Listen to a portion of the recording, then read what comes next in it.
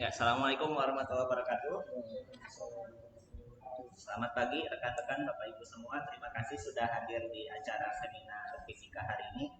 Insya Allah kita akan mendapatkan materi tentang sensor hidrogen plasmonik berbasis logam campuran yang akan dibawakan oleh Mas Ferry Anggoro Adi Nugroho. Dan berikut ini saya bacakan dulu sekilas putar beliau. Beliau menyelesaikan pendidikan S1 di Singapura, di NTU ya. Mas kemudian S2-nya di Chalmers sama di Belgia, University Leuven, apa bacanya? Leuven ya. Jadi ini kayak global university gitu dari program Erasmus Mundus. Kemudian S3-nya di Chalmers lagi. Nah, Chalmers ini selesai tahun 2018, kemudian setelah itu beliau melanjutkan postdoc di tempat yang sama sampai bulan September 2019 kemarin, dan mulai bulan Oktober dilanjutkan lagi dengan postdoc di Dutch Institute for Fundamental Energy Research. Jadi sekarang di sana ya, di Belanda. Nah, kemudian ini ada beberapa kilas riset beliau ya. Ada beberapa publikasi, total sampai saat ini ada 17, dan beberapa diantaranya dipublikasikan di jurnal yang cukup bergengsi seperti Nature Materials, kemudian Nanoletters, dan ACS Nano ya, kelompok-kelompok itulah pokoknya. Dan ada juga beberapa penghargaan seperti Best PhD Thesis in Physics dari Chalmers University of Technology. Jadi ini pembicara yang sangat berkualitas yang kita tangkap untuk hari ini, mohon dimanfaatkan sebaik-baiknya untuk berdiskusi, kemudian mungkin juga membuka peluang kolaborasi di masa depan ya. Dan bidang, saya lupa tadi, bidang keahliannya apa saja, itu meliputi nanofabrication, colloidal lithography, alloy nanoparticles, spektroskopi, nanoplasmonics. Di sini ada yang mengerjakan plasmonik kan ya. Kemudian ada metal hydride, hydrogen sensors, biosensors, dan secara umum material science. Jadi insya Allah bisa berbagi banyak hal di pagi hari ini. Mari kita dengarkan dengan seksama presentasi dari beliau. Silakan Mas Ferry, bisa dimulai. Oh ya, pakai ini ya, biar dengar.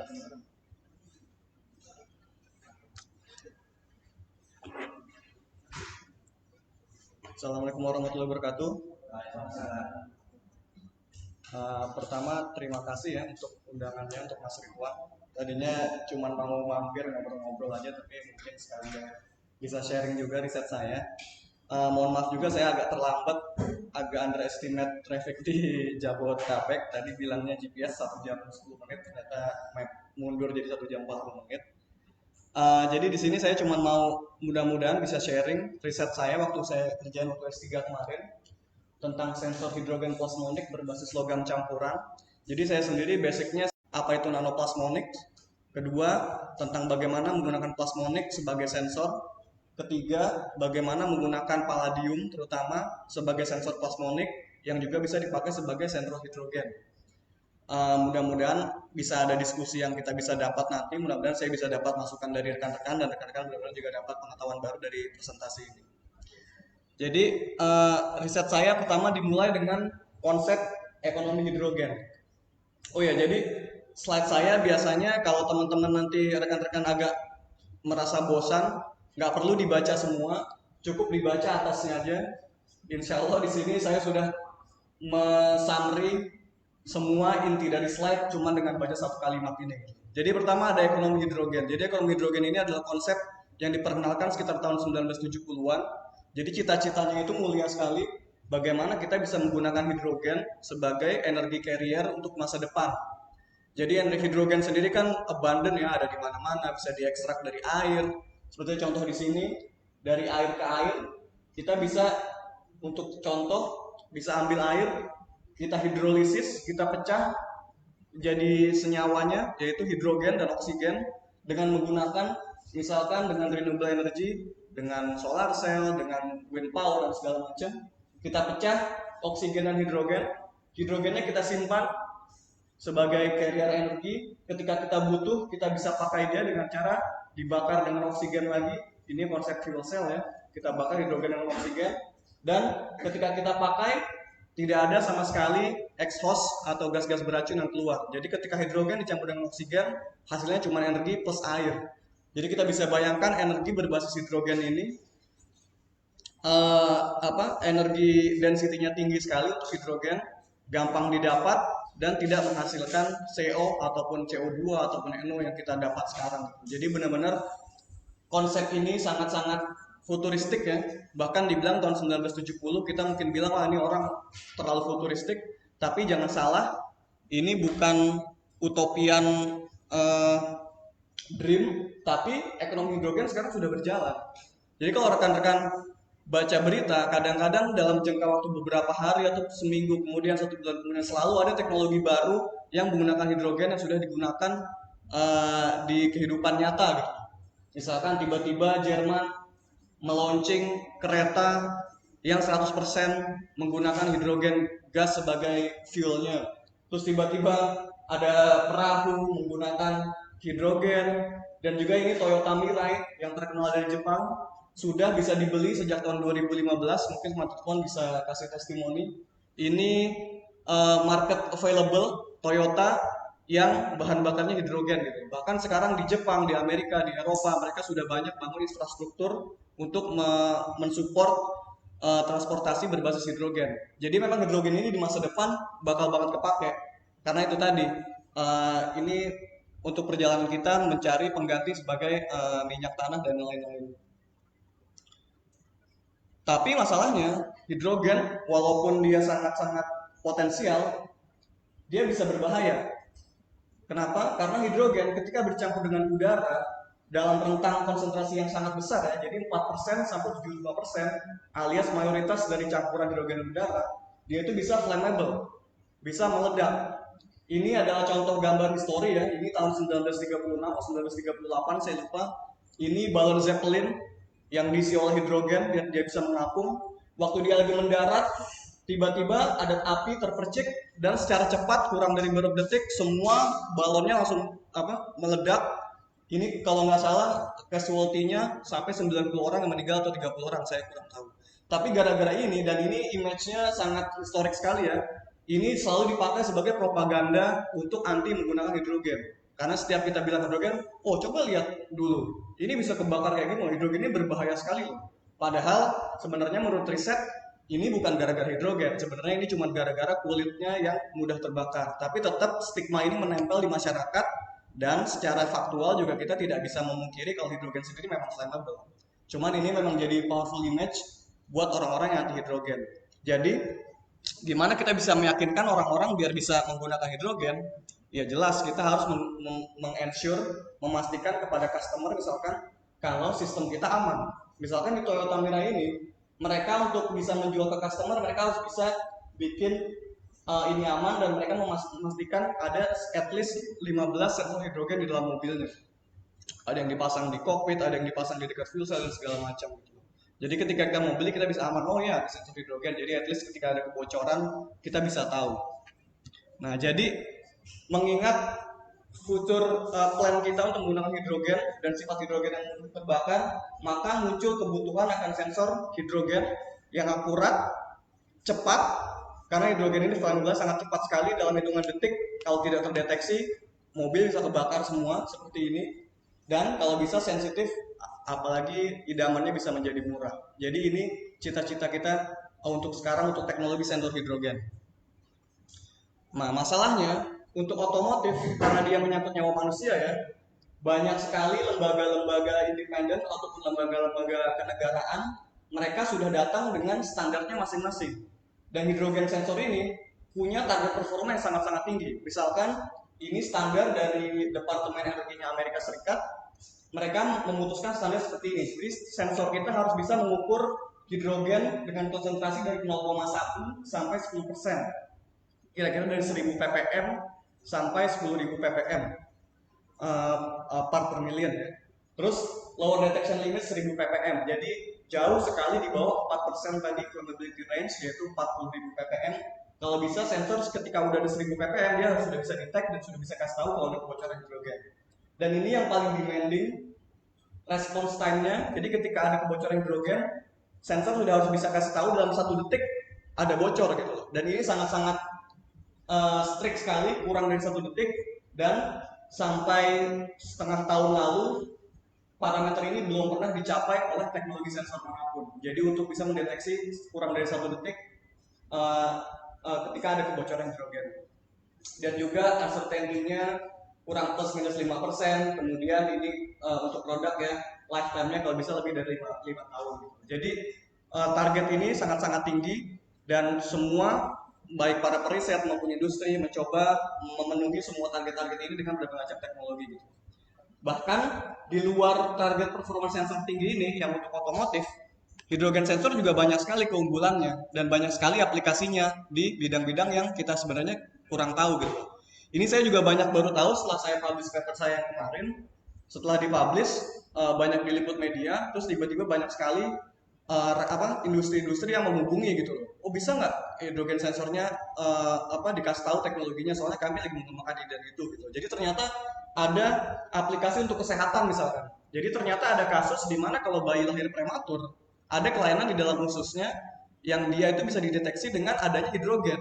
Dan hidrogen ini levelnya kecil sekali, mungkin cuma beberapa ppm, 50-100 ppm, tapi dengan mendeteksi itu kita bisa tahu kalau bayi itu punya kelainan gitu. Jadi ternyata hidrogen sensor itu bukan cuma untuk otomotif seperti tadi saya jelaskan, tapi untuk kasus-kasus seperti tadi.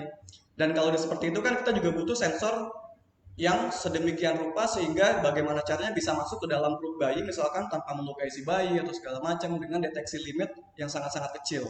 Atau bahkan hidrogen pun bisa dipakai sebagai indikator untuk makanan. Jadi makanan ketika sudah mulai membusuk, ada gas-gas tertentu yang dihasilkan termasuk salah satunya hidrogen gitu. Jadi salah satu uh, potensial application-nya juga misalkan kita bisa mengembangkan sensor hidrogen yang mungkin bentuknya seperti selotip gitu kan. Jadi kita bisa tempel di mana aja, kita bisa lihat perubahan warnanya ketika ada hidrogen di warnanya berubah. Atau yang jelas-jelas aplikasinya untuk industri, jadi untuk syngas production ketika hidrogen itu dipakai sebagai antara sebagai input atau sebagai output gitu. Jadi banyak sekali selain daripada otomotif aplikasi untuk sensor hidrogen. Dan untuk masing-masing aplikasi ini tentu parameternya berbeda lagi. Kalau untuk otomotif mintanya yang sangat cepat kurang dari 1 detik. Mungkin kalau untuk kesehatan nggak penting 1 detik, 1 menit, 2 menit nggak masalah. Yang penting sensitivitasnya bisa sampai 1 ppm, 2 ppm dan segala macam. Jadi banyak sekali potensial aplikasi untuk hidrogen sensor. Nah, sensor sendiri rekan-rekan mungkin juga sudah awam dengan ini. Banyak sekali platformnya, ada sensor elektrik, ada sensor optik, ada sensor mekanik, tergantung sistem transduksinya ya, properti apa yang berubah yang bisa melaporkan suatu kejadian gitu. Untuk project saya kebetulan saya memakai sensor optik karena punya banyak kelebihan. Salah satunya adalah misalkan kalau kita bisa bayangkan dengan menggunakan fiber optik zaman sekarang ya, kita bisa menggunakan fiber optik untuk sistem deteksi jarak jauh dengan cahaya. Kita bisa bayangkan pabrik kita ada di mana yang jauh, sedangkan kita peralatan sensornya ada di sini, kita bisa ukur tinggal menggunakan sensor optik, fiber optik jauh di sana dan aman karena semua peralatan elektroniknya ada di sini. Menghindari resiko percikan api misalkan. Jadi saya jauh sekali dari saya ukur dan ini semuanya dilakukan dengan cahaya. Jadi kalau rekan-rekan bandingkan dengan sensor elektrik misalkan, sensor elektrik pasti menggunakan arus, pasti menggunakan voltage, selalu ada resiko short circuit atau korslet dan segala macam yang bisa menimbulkan percikan api. Dan teman-teman tadi sudah tahu, ketika ada percikan api bisa jadi langsung ada kubah. Nah, di sini kita menggunakan yang namanya logam hidrida atau metal hidrida atau metal hydride. Jadi ini adalah satu sistem yang ketika dia berinteraksi dengan hidrogen, optical properties-nya berubah. Saya bakal jelasin sedikit agak dalam tentang metal hidrida. Jadi mudah-mudahan dengan pengantar yang sangat singkat ini bisa memahami di mana sih letak kekurangan logam ini untuk sensor hidrogen dan bagaimana cara kita memahami kekurangan ini kemudian untuk kita cari solusinya gitu. Jadi pendekatannya dari keseluruhan proyek ini adalah kita mengidentifikasi faktor-faktor apa yang mempengaruhi kenapa sih metal hidrida ini kalau menyerap hidrogen cepat atau lambat gitu. Kenapa sih dia begini dan begitu, supaya kita tahu faktornya dan dari situ kita bisa cari solusinya untuk menciptakan sensor hidrogen yang tadi sensitif, cepat dan segala macam. Jadi metal hidrida itu senyawa antara hidrogen dan logam ya. Jadi kalau rekan-rekan membayangkan ini adalah lapisnya dari metal dan ini adalah atom-atomnya, ketika ada hidrogen masuk ke dalam metal, jadi ketika logam hidrida itu ketika metal bertemu dengan hidrogen, hidrogen akan terpecah, terdisosiasi di permukaannya dari hidrogen molekul H2 menjadi H, menjadi atomik hidrogen. Kemudian dia akan langsung masuk ke dalam ke dalam tubuh ke dalam material logam tadi. Jadi hidrogen itu akan masuk ke dalam interstitial sites, yaitu lokasi antara atom-atom, dan ketika dia masuk, dia akan meregangkan sedikit si lattice ini gitu. Jadi ketika hidrogen masuk, yang tadinya seperti ini, logamnya akan sedikit terekspand karena ada hidrogen di dalamnya.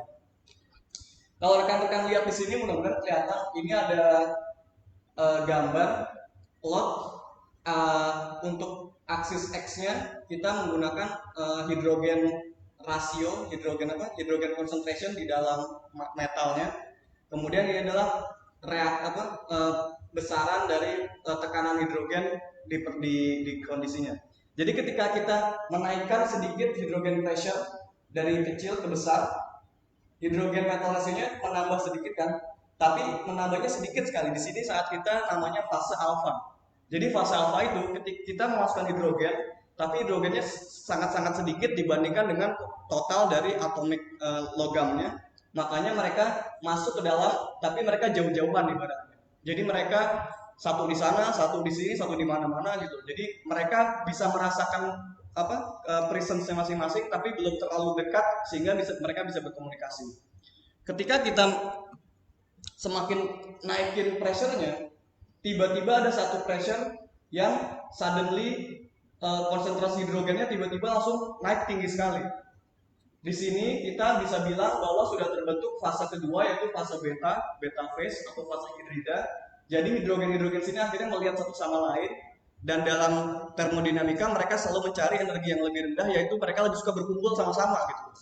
Jadi tiba-tiba muncul klaster-klaster kecil yang akhirnya hidrogen ini berkumpul bersama-sama dan membentuk metal hidrida. Jadi tiba-tiba konsentrasinya naik. Dan ini terjadi pada hidrogen pressure tertentu. Dan ketika ini sudah terbentuk, metal tadi ekspansinya bisa jadi sangat besar. Untuk palladium misalkan ada increase ekspansi itu kira-kira 3%. Jadi total volumenya itu menaik jadi 10%. Jadi hidrogen sendiri memaksa si logam untuk menjadi lebih besar.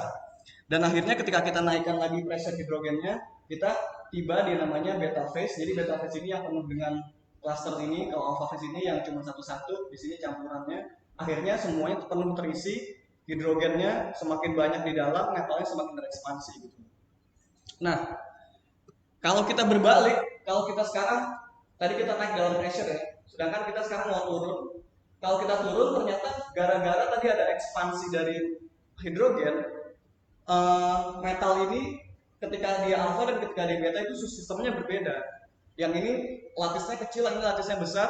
Jadi hidrogen butuh energi tertentu untuk membuat si alpha ini berubah jadi beta. Ketika kita turun, sayangnya energi ini tidak ada lagi. Jadi ketika kita turun, ada histirisis namanya. Jadi ketika kita turun dalam hidrogen pressure, dia tidak mengikuti jalur awal, tapi dia harus turun sedikit di bawah pressure untuk bisa kembali ke alpha phase. Jadi di sini ada kemunculan yang namanya energi barrier untuk transformasi fasa yang menyebabkan adanya histirisis. Jadi histirisis ini sendiri adalah kondisi ketika responsnya tidak kembali ke semula tergantung dari mana kita masuk gitu ya. Jadi ini salah satu karakteristik dari metal hidrida. Dan kalau kita naikin temperaturnya, jadi ini T3 lebih tinggi dari T2, T2 lebih tinggi dari T1.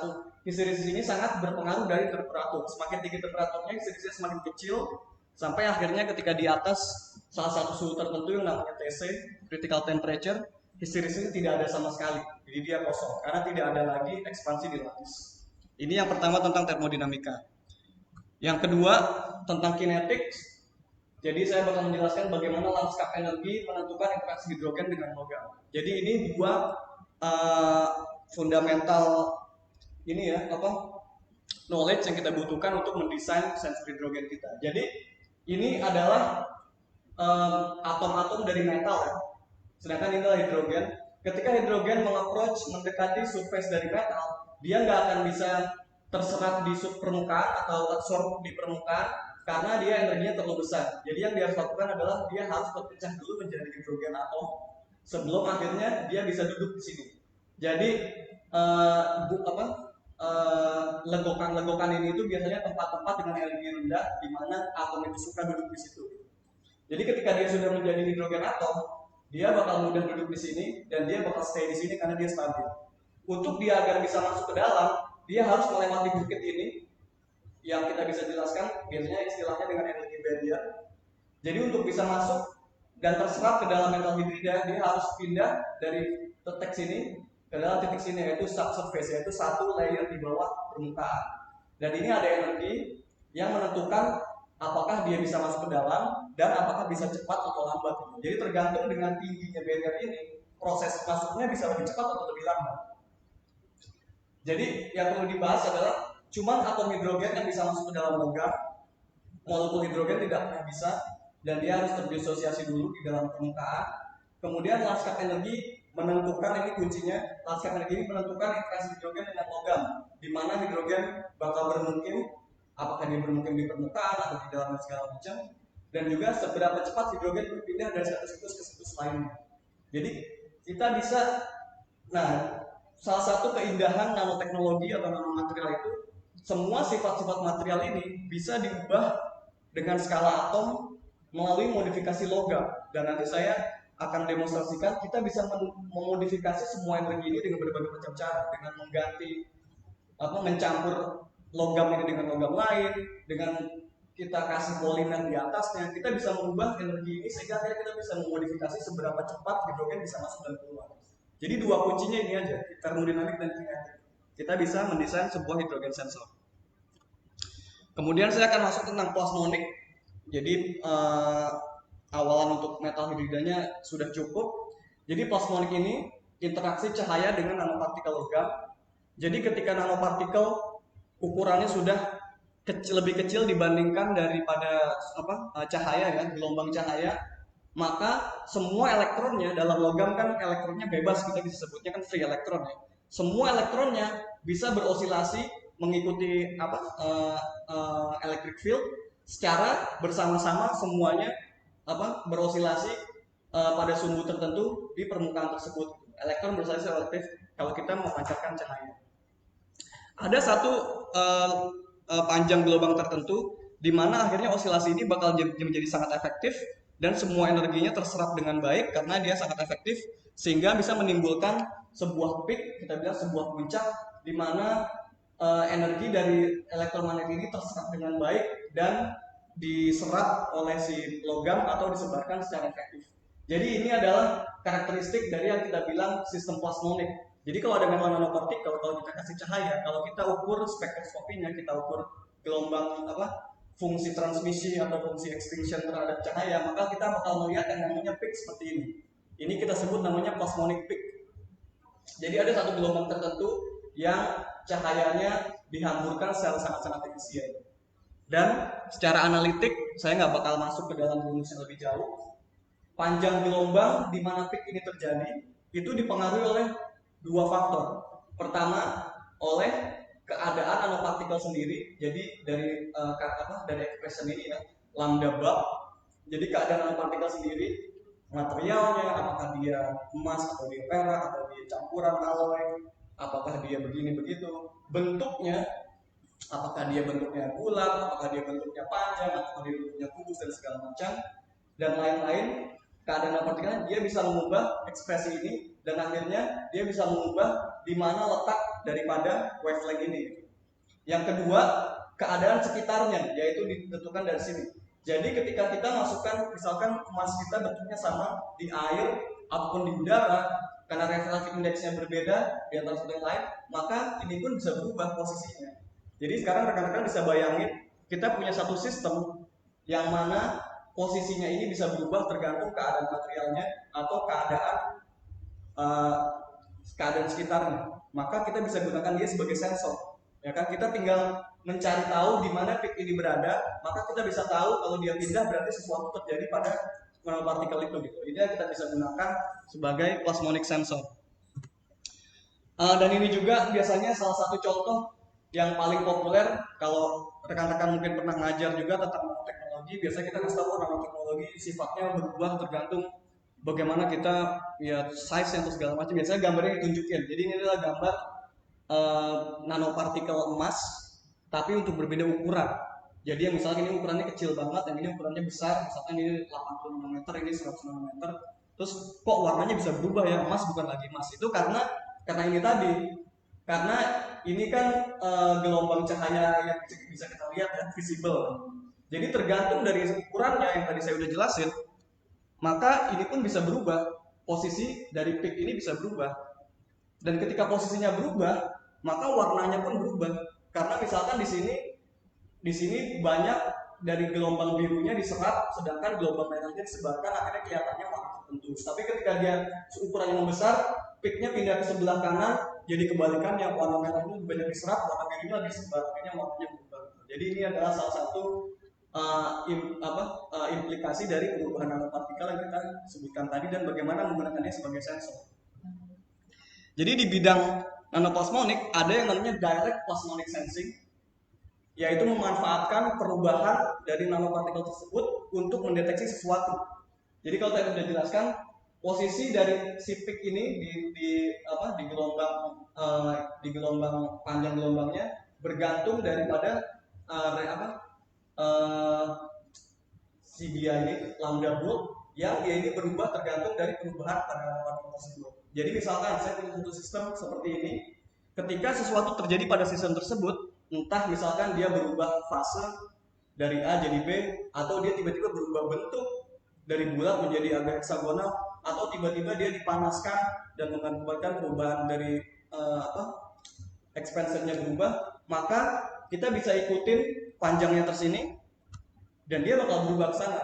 Jadi ketika ada perubahan tertentu di nanopartikel tersebut, kita bisa ikuti perubahan dari peak tersebut dan kita bisa kasih tahu kalau ada sesuatu. Jadi inilah konsep yang kita gunakan sebagai yang namanya direct plasmonic sensing. Kita menggunakan perubahan dalam nanopartikel tersebut untuk menggunakan sebagai sensor untuk memberitahukan kalau sesuatu terjadi pada sistem tersebut. Nah, bagaimana kita masukkan ini ke dalam sensor hidrogen? Caranya cukup straightforward. Jadi kita bisa menggunakan palladium. Ini termasuk Nobel metal ya, kalau nggak salah untuk cincin kawin juga grade-nya lebih mahal dibandingkan emas, setahu saya. Karena dia sangat rare, sangat jarang.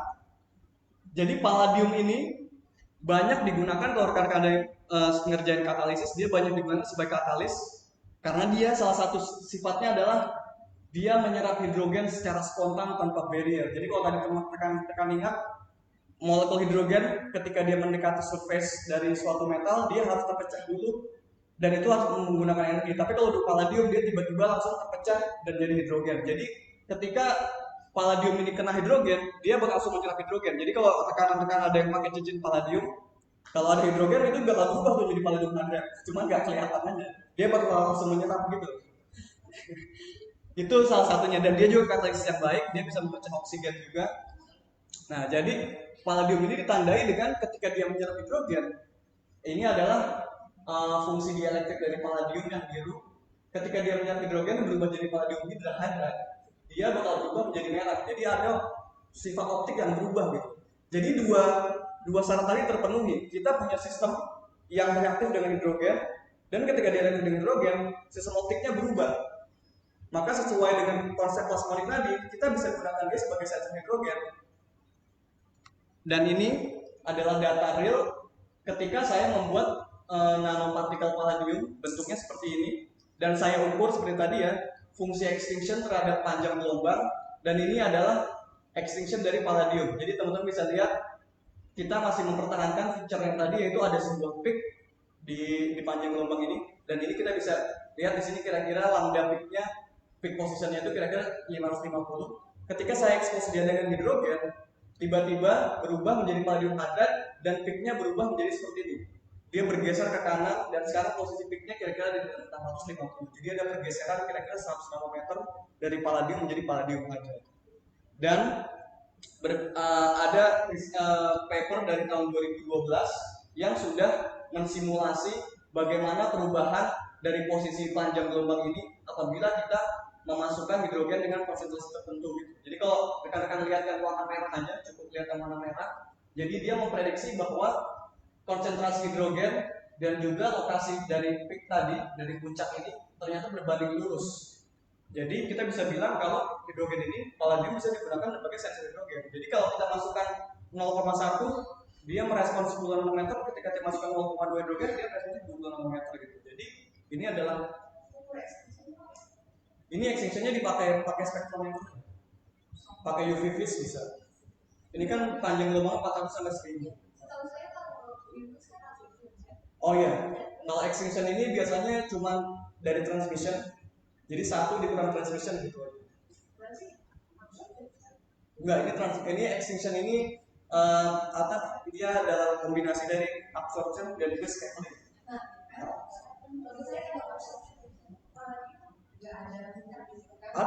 Ada juga. Justru palladium ini extinction ini mayoritas dia dari absorption.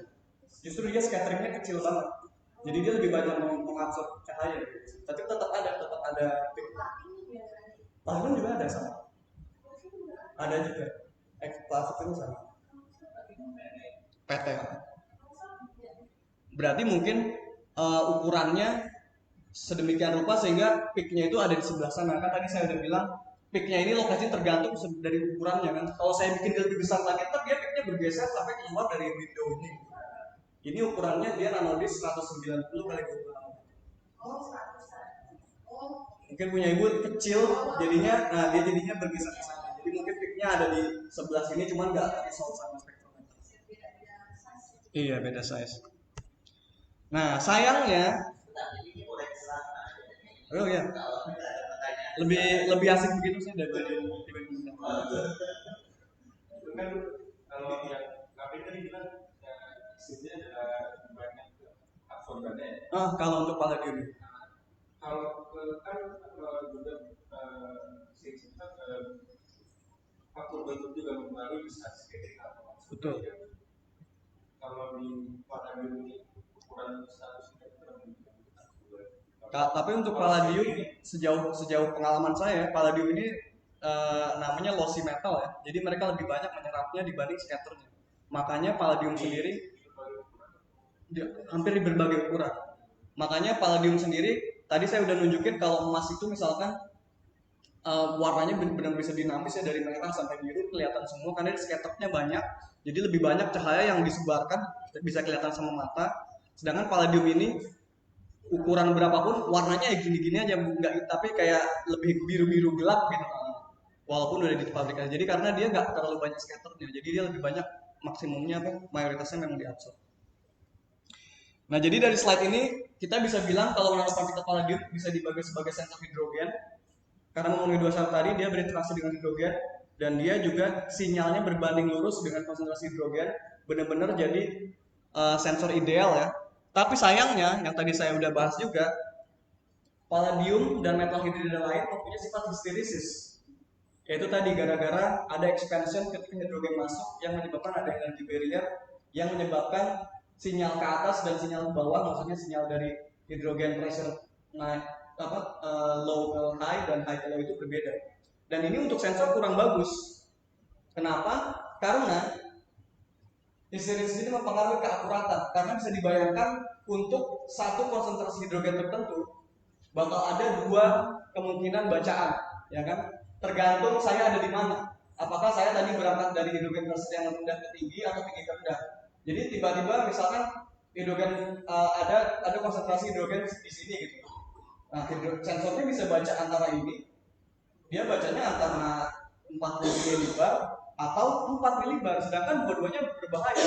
40 milibar itu tadi batas bawah dari flammability limit gitu. Bisa jadi dia udah 40 milibar tapi sensornya ngeresponnya bacanya 4 milibar karena gara-gara series ini. Jadi sebagai sensor dia nggak bagus. Kita nggak mau punya sensor yang punya dua kemungkinan read out gitu. Jadi kita harus punya satu kalau A itu ya B, kalau B itu ya C gitu. Nggak mungkin A itu kalau nggak B C. Jadi ini untuk sensor nggak bagus. Dan bisa dilihat juga bandwidthnya kecil sekali. Jadi dalam artian ketika kita naikin pressure-nya dari sini ke sini, perubahan sinyal kecil banget. Hanya di sini tiba-tiba ada lompatan besar dan tiba-tiba sensitivitasnya jadi kecil lagi. Jadi sensor ini sensitivitasnya tidak menyeluruh lah. Dia hanya sensitif di pressure tertentu gitu. Sedangkan yang lainnya nggak terlalu sensitif. Jadi ini yang harus kita bisa kurangi dengan cara tadi, karena kita tahu sekarang original dari problem ini adalah tentang ekspansi tadi. Kita bisa atur sebuah strategi gimana caranya kita mengatur ekspansi supaya tidak terjadi, supaya kita tidak bisa melihat histeris ini lagi.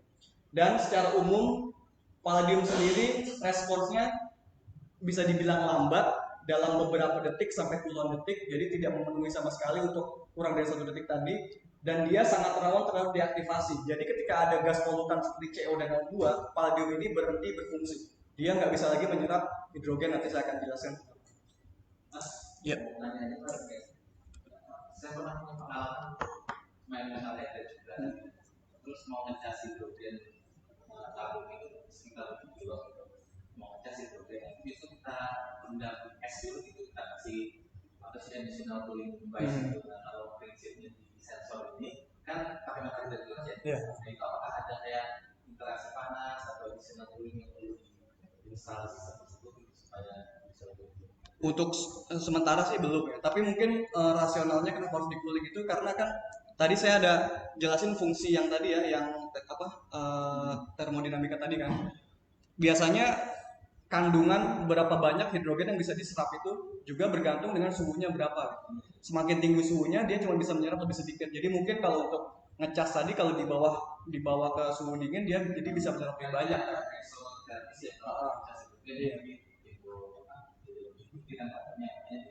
Iya betul, untuk jarak antara atomnya jauh lebih besar ya. Kalau kita campur dua-duanya, kita mix, maka lapisan tersebut bakal ada di antara kedua nilai ini gitu. Jadi kalau misalkan ini dari literatur, kalau saya mix palladium dan gold, lapisnya jadi 4,02. Jadi yang saya lakukan adalah saya kalau misalnya itu pre-strain itu saya regangin duluan sebelum hidrogen masuk gitu. Jadi kan nanti kalau hidrogen masuk, dia bakal meregang ya karena ada hidrogen di dalam kan. Jadi yang saya lakukan adalah Jadi yang saya lakukan adalah saya regangin duluan aja hidrogennya sebelum dia meregang duluan. Jadi ketika nanti hidrogen masuk, dia meregangnya jadi nggak lebih banyak. Jadi bisa dibilang di sini, ketika palladium dimasukin hidrogen, maka ada perubahan sekitar 3% di lapisnya ketika hidrogen masuk. Sedangkan ketika saya masukkan palladium gold tadi, ada hidrogen, maka perubahan lapis cuma 0,17% karena dia sudah meregang duluan. Nah, jadi karena kita mengurangi banyakkan regangan tadi, maka histeresisnya harusnya udah nggak ada lagi karena histeresis tadi terjadi karena ada tiba-tiba sudden expansion dari hidrogen. Jadi saya masih ya sebut verifikasi. Hidrogen itu kan statusnya kan kecil sekali. Iya. Sama. Paling kecil. Iya, paling kecil. Sedangkan ini kan lapisnya sangat makro. Iya. Jadi kenapa kalau hidrogen masuk ke dalam isi itu dia bisa kecil banget. Jadi mungkin Mas Ridwan bisa lebih ngerti dibanding saya kalau udah ngomongin fisika atom. Tapi kalau menurut saya kalau udah interaksi antar atom kan itu bukan cuma fisikal aja ya, tapi kan juga ada maksudnya interaksi gaya selain fisik gitu. Jadi mungkin ada ada repulsion dari gaya-gaya tertentu, saya nggak tahu, saya pasti salah sih, dari van der Waals dan segala macam. Jadi nggak cuma mentang-mentang hidrogen kecil dia nggak bisa meregangin. Mungkin Kang Ridwan bisa ini. Enggak, ini H aja dia. H aja. Kan diatomik H2. Jadi kan dia kayak ini buangannya kan. Saya tidak masuk doang. Ini H2 atau jadi H? Ini H kalau H aja. Iya, tapi kalau sejauh pengetahuan saya, maksudnya ketika kita sudah ngomongin atom, kita juga nggak bisa langsung mengasumsi kalau hidrogen bakal bersifat fisiknya aja gitu. Kalau hidrogen kecil masuk ke tempat yang kecil ya udah muat. Tapi pasti ada interaksi dari energi-energi tertentu, dari gaya-gaya tertentu, mungkin van der Waals dan segala macam yang mempengaruhi segala macamnya. Jadi itu tebakan saya aja sih. Pasti ada pengaruh gaya. Mungkin atau van der Waals itu saya kurang tahu.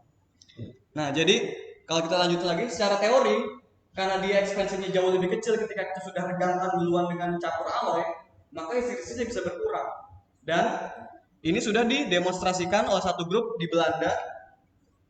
Ketika mereka menggunakan lapisan tipis thin film, mereka produksi palladium dan juga palladium alloy dengan emas ya. dan ini angka ini menunjukkan berapa banyak persen emas yang mereka campurkan. Bisa dilihat di sini, ini untuk palladium emas 8,6%, masih kelihatan histerisisnya.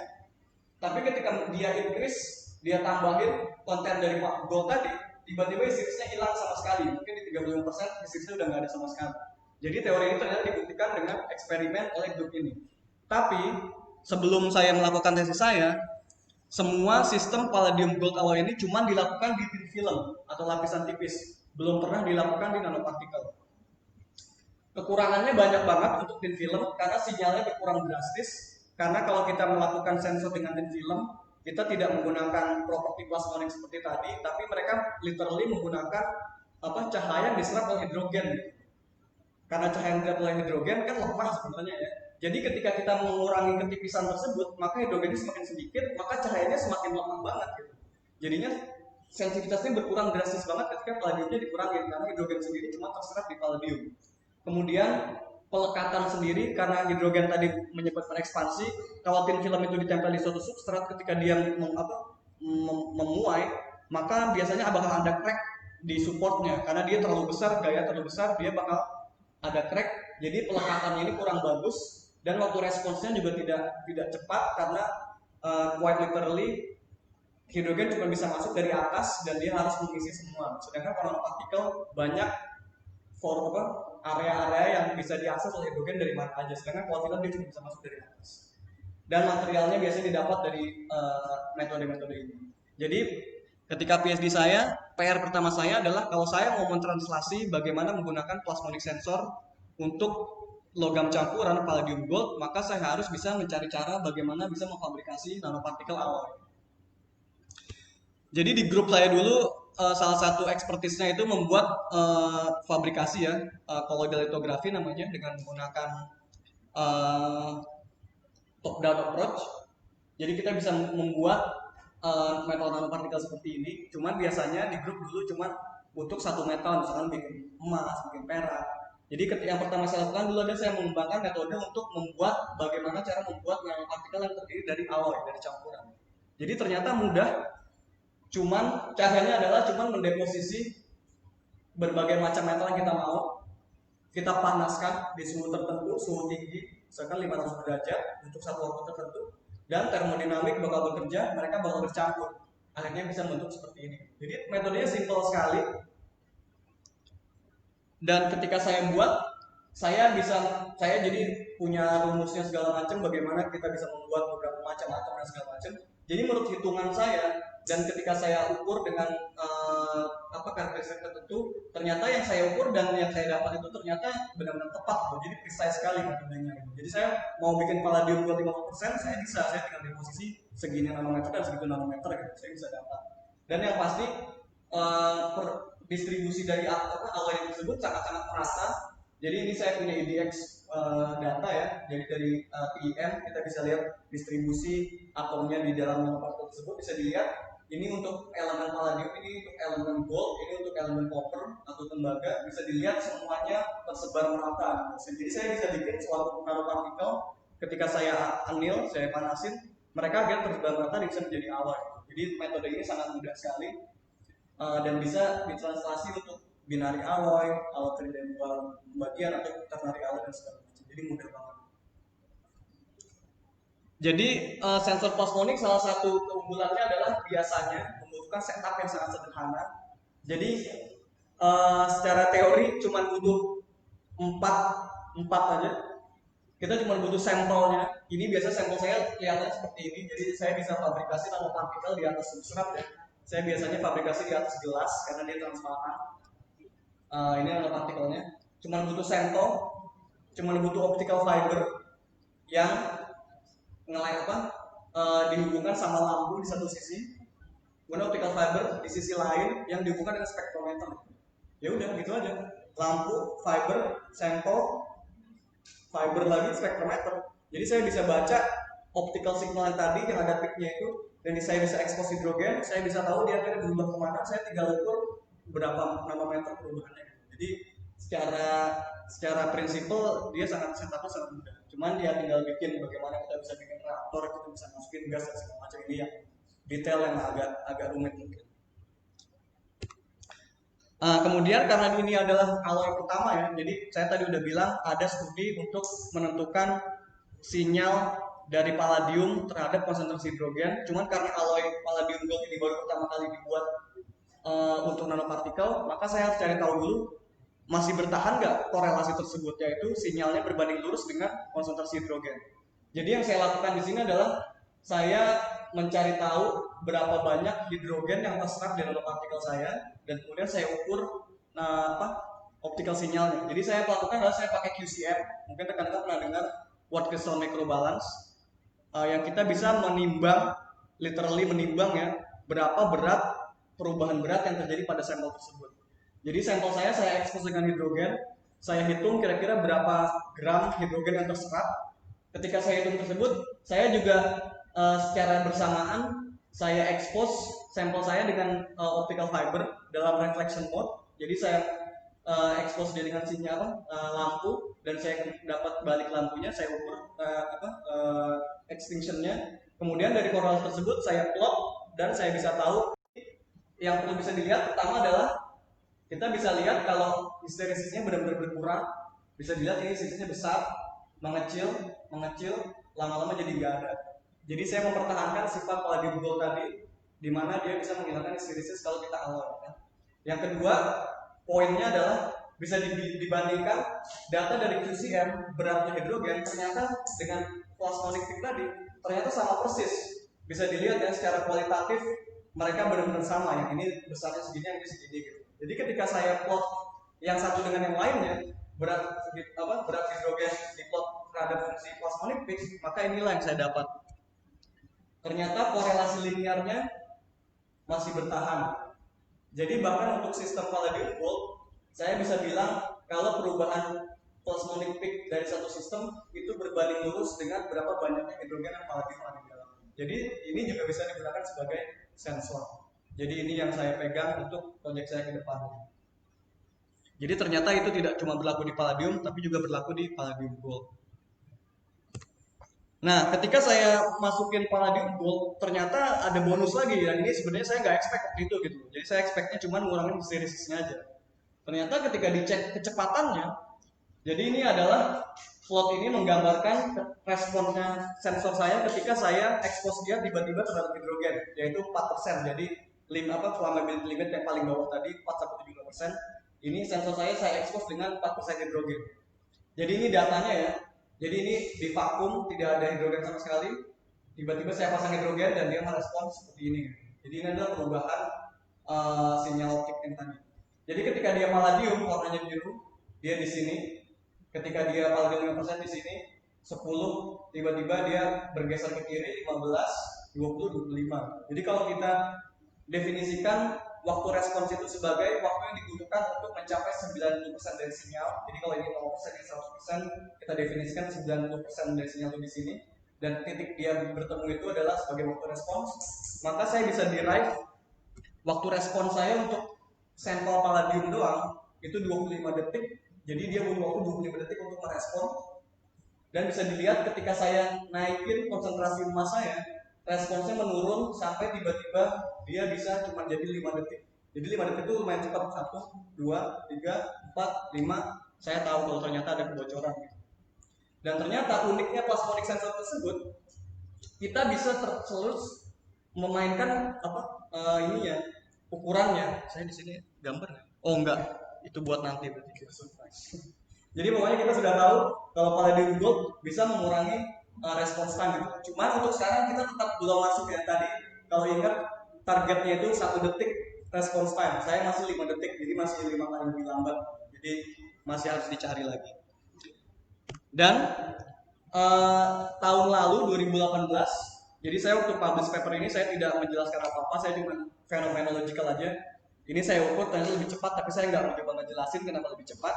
Baru ada paper tahun lalu akhirnya menjelaskan kenapa palladium gold itu responsnya lebih cepat daripada palladium. Ternyata seperti yang saya jelaskan tadi, karena barrier energinya lebih rendah. Jadi di sini poin pertama adalah kita bisa mengubah properti suatu sistem, mengubah kinetiknya dengan mengubah sistemnya sendiri gitu. Dan salah satu caranya adalah dengan mencampur dia dengan logam lain. Jadi nggak usah dilihat ini graf ini terlalu rumit, lihat aja cukup O1 dengan O2. Jadi O1 ini adalah hidrogen di permukaan metal tadi. O2 ini adalah hidrogen di bawah permukaan. Tadi saya bilang subsurface. Jadi untuk bisa masuk, jadi respons time itu bisa dibilang waktu yang dibutuhkan hidrogen untuk pindah dari permukaan ke dalam subpermukaan gitu. Dan waktu itu tersebut, saya tadi bilang didefinisikan dengan tingginya energi barrier. Jadi kalau untuk palladium, energi barrier itu tingginya kira-kira 0,47 tambah 0,42 kira-kira 0,49 eV. 0,9. Tapi ketika saya modifikasi sistem saya jadi palladium gold, barriernya berubah tingginya jadi cuma 39. Jadi ada penurunan barrier sekitar 0,1 eV dan itu efeknya cukup tinggi. Jadi penurunan barrier ini secara realistis bertranslasi menuju kecepatannya jadi lebih tinggi gitu. Jadi ini salah satu reason. Dan kita bisa mengubah. Jadi sebenarnya kuncinya untuk bikin sensor tinggi itu dari segi material science. Kita cuma perlu mengubah barrier ini aja. Kalau kita bisa bikin barrier ini lebih pendek lagi, maka kita bisa bikin sensor itu jauh lebih cepat gitu. Jadi kuncinya di situ aja, cuma cara mengubahnya gimana itu yang harus kita explore. Nah, tapi kalau kita mau ngomong sensor untuk realistic application ya, maka kita harus juga mempertimbangkan adanya gas-gas lain. Jadi eksperimen saya yang sebelumnya saya lakukannya di vakum, antara vakum atau hidrogen, jadi nggak ada gas-gas lain. Tapi kita jelas mau punya hidrogen sensor kita terekspos dengan udara, dengan oksigen, atau kalau di jalan terekspos dengan CO, NO2 dan segala macam. Nah sayangnya di sini saya ulang eksperimen saya tapi di dalam udara ya, dari dalam vakum lagi di sini saya expose dia dengan 4% hidrogen. Jadi ini nggak ada hidrogen bisa dilihat ada respons. Tapi ketika saya campur hidrogen dengan 0,5% CO, tiba-tiba respons saya nggak bisa naik ke atas lagi. Ibaratnya saya bilang nggak bisa narik lagi. Responsnya tiba-tiba nggak bisa naik dan juga jadi sangat lambat. Jadi kalau ini adalah data saya bandingkan, saya normalisasi sensor respons dari sensor saya ketika dia cuma ada hidrogen dan ketika ada hidrogen dan CO, maka ketika ada CO sinyalnya cuma bisa narik sampai 0,40% doang, nggak bisa sampai ke atas. Sedangkan menurut ISO standar sensor itu dibilang bisa bekerja kalau dia bisa mempertahankan minimal plus minus 20% dari sinyal awal. Jadi ini udah jelas jauh di bawah area untuk sensor bisa dibilang bekerja, maka dia udah nggak bekerja lagi. Jadi sensor saya palladium gold ketika dimasukin CO ternyata mati, nggak bisa bergerak. Alasannya kenapa? Lagi-lagi kembali ke tadi, hidrogen cuma bisa masuk ke dalam permukaan, ke dalam metal hidrida kalau dia sudah terdisosiasi jadi hidrogen atom. Sedangkan kalau ada CO, ternyata CO itu suka banget nempel sama palladium. Bisa dibilang mereka tuh affection banget sama palladium. Jadi kita ada CO bakal langsung nempel palladium. Dan ketika palladium ketempelan, hidrogen nggak bisa lagi mengakses palladium, dia nggak bisa pecah jadi hidrogen atom. Makanya hidrogen nggak bisa masuk ke dalam. Jadi benar-benar intricate banget lah permainan di dunia atom ini gitu. Jadi gara-gara ada CO, hidrogen nggak bisa dekat-dekat lagi. Jadi bagaimana cara kita solusinya ini? Nah ini yang saya coba cari juga. Strategi pertama, cari di literatur, ternyata ada teknologi membran pemisah hidrogen. Mereka menggunakan koper, menggunakan tembaga. Jadi teknologi ini tujuannya biasanya ada kumpulan gas dan ada membran, tapi membran ini bakal selektif membiarkan cuma hidrogen yang masuk gitu. Ibaratnya dia saringan lah, cuma bisa hidrogen. Nah ternyata di teknologi ini mereka juga berinteraksi dengan CO, tapi mereka caranya ya kita alloy aja, campur aja dengan koper, nanti CO-nya nggak bakal masuk lagi gitu. Dan menariknya untungnya, jadi ketika dicampur interaksi CO dengan palladium melemah, jadi CO nggak suka lagi nempel palladium. Ketika dia nggak nempel palladium, ya udah berarti hidrogen punya akses lebih banyak untuk bisa masuk. Dan ketika lihat literatur, ternyata belum pernah ada yang pakai palladium CO ini untuk hidrogen sensor. Jadi ya kebetulan lumayan buat topik tesis kan.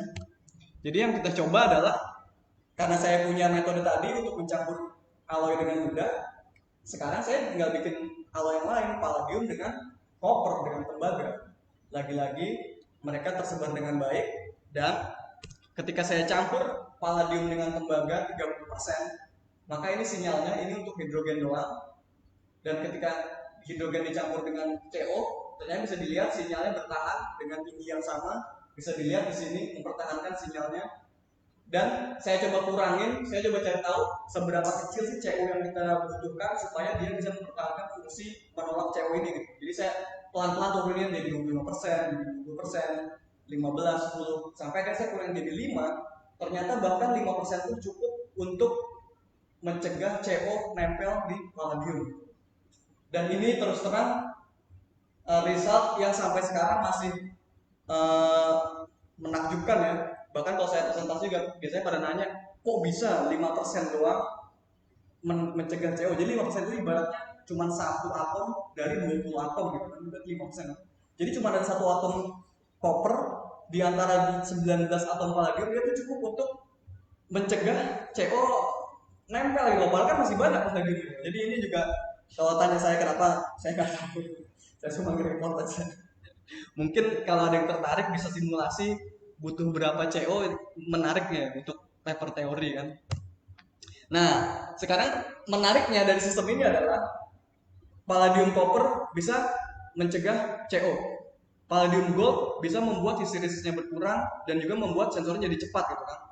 Kenapa nggak kita campurin aja dua-duanya? Jadi ini menarik juga sebenarnya idenya gitu. Gampang, kenapa nggak campurnya dua-duanya? Karena dalam material science biasanya 1 tambah 1 itu nggak pernah sama dengan 2 gitu. Jadi yang kita pikir satu bekerja, satu lagi bekerja, kalau kita tambah pasti dua-duanya bekerja, itu biasanya nggak pernah terjadi ya, pasti aneh. Tapi untuk kasus ini ternyata bekerja. Ketika saya campur palladium dengan gold 25%, resep yang tadi, dengan copper 5%, resep yang tadi, ternyata saya bisa mempertahankan histeresisnya tetap nggak ada. Saya bisa mempertahankan kecepatan sensornya, bahkan sekarang bisa mencapai 0,4 detik, jauh lebih cepat dibanding 5 detik yang tadi. Jadi properti yang ini dipertahankan oleh palladium gold, tapi juga properti ketahanan terhadap CO juga dipertahankan oleh sensor tersebut. Jadi saya bisa mengkombinasi dua kebaikan dari gold dan juga dari copper. Jadi saya dapat histeresis free dan kecepatan dari palladium gold, tapi saya juga dapat resistensi terhadap CO dari palladium copper. Jadi ini bisa dilihat, ini sensor ini ya, palladium gold copper. Saya bisa dapat sinyal yang sangat persis. Bahkan saya expose dia continuously dengan CO. CO-nya saya lepas terus. Saya cuma switch hidrogen sama airnya doang, udaranya doang. Bahkan sensornya masih bisa respons walaupun setelah berat 500 menit sampai 10 jam. Jadi bisa bertahan. Jadi solusi pertama untuk membuat sensor yang tahan CO, yaitu dengan mengalloy dengan copper. Nah, solusi yang kedua, lagi-lagi rasional. Bagaimana kalau kita pakai sebuah lapisan tipis polimer yang secara harfiah benar-benar mencegah molekul lain masuk. Jadi kita istilahnya bikin saringan. Hidrogen itu kan kecil ya, dia molekul paling kecil lah hidrogen. Sedangkan CO itu kan besar, karbon sama oksigen, apalagi NO2, N sama O. Jadi kita bisa cari sebuah polimer atau lapisan apapun yang punya pori-pori katakanlah kecil banget, sampai-sampai CO dan NO2 itu nggak bisa masuk, kita halangi sama sekali, tapi hidrogen tetap bisa masuk. Dan yang pertama kita coba adalah kita coba polimer namanya PTFE, polytetrafluoroethylene. Jadi ini adalah teflon ya, jadi sama polimer yang sama yang kita pakai di wajan kita untuk wajan anti lengket, teflon, PTFE. Jadi berikutnya strategi kedua yang saya coba menggunakan polimer penyaring. Jadi gampang aja, saya deposit aja thin film ini di atas sensor saya, dan ini hasil dari AFM ya. Jadi kita bisa deposit secara bagus, ini filmnya, ini partikel saya. Kemudian saya coba sensor polimer ini. Kemudian saya coba ukur, yang pertama adalah sensitivitasnya. Jadi pertama saya ukur adalah saya coba expose dia dengan hidrogen sampai konsentrasi yang kecil banget gitu. Jadi saya cuma mau coba ngetes sampai seberapa jauh sih kita bisa dia bisa respon gitu. Di sini saya coba sampai 7 mikrobar, kira-kira itu 70 ppm. Dan ketika saya coba lagi dengan setup lain, ini saya plot perubahan fungsi peak-nya terhadap hidrogen concentration ya sampai ppm. Bisa dilihat di sini rekan-rekan, saya bisa ngerekam sampai kira-kira 7 ppm. Jadi 7 ppm hidrogen saya tetap bisa respon dengan sensor saya ketika menggunakan polimer ini sendiri. Jadi jauh sekali di bawah deteksi limit yang tadi diinginkan itu 1000 ppm. Jadi ini untuk sensitivitas. Bagaimana dengan kinetik? Ini agak surprise juga. Jadi ini saya punya dua sistem. Pertama palladium dan palladium gold 30%. Jadi tadi sebelumnya saya pakai 20%, tapi karena saya tahu trennya itu semakin dibanyakin goldnya semakin cepat. Jadi untuk paper ini saya coba pakai sampai 30%. Dan bisa dilihat ketika dia palladium, dia responsnya 16,2 detik. Lihat angkanya aja. Ketika saya pakai palladium gold 30, dia responnya 1,8 detik. Jadi jelas kinetik untuk palladium gold lebih cepat daripada palladium. Kita udah lihat tadi, kita udah tahu kenapa, karena ada penurunan barrier. Tapi yang lebih menarik lagi, ketika saya pasangin polimer di atasnya, ini sensor yang sama ya. Jadi saya kasih polimer, saya ukur lagi. Ternyata tiba-tiba kalau yang hijau, tiba-tiba responnya jadi jauh lebih cepat. Jadi yang tadinya 16,2 detik jadi 7,5 detik, hampir 2 kali lebih cepat. Dan dia konsisten, dipasangin di palladium dia lebih cepat. Ketika saya pasangin di palladium gold, dia juga jauh lebih cepat. Kalau kita lihat yang hijau ini, dia dari 1,8 jadi 0,4 detik. Lagi-lagi saya bisa mencapai kurang dari 1 detik. Jadi ada kinetik yang lebih cepat dengan coating PTFE. Nah ini menarik, karena coating ini jauh lebih gampang dibanding kita bikin ala gitu. Berarti kita punya sensor, kita tinggal kasih polimer, diukur lagi coatingnya lebih cepat. Ketika saya coba ukur dengan plot ini namanya Arrhenius plot. Jadi kita mencoba mengukur reaksinya terhadap fungsi temperatur, dan kita bisa ekstrak dari situ active energi namanya. Active energi ini sendiri itu ya itu tadi bukit yang harus kita lalui ketika kita mau masuk daripada surface ke dalam surface. Jadi angka yang didapat di sini itu tingginya bukit tadi. Jadi kalau dari palladium yang ini saya dapat active energi itu 26 kilojoule per mol.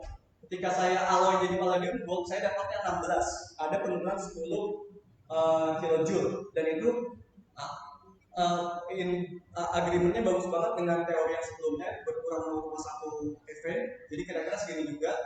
Dan ketika saya kasih dia polimer, maka energi ini pun jauh lebih turun lagi. Ternyata ada penurunan energi lagi ketika saya kasih polimer dari 26 untuk palladium ke 12, dan dari 16 ke 8 untuk palladium gold gitu.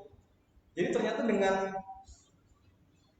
sederhana menambah polimer, saya bisa mengurangi aktivitas energinya. Dan lagi-lagi saya tadi bilang energi itu berarti lebih rendah, proses jadi lebih cepat.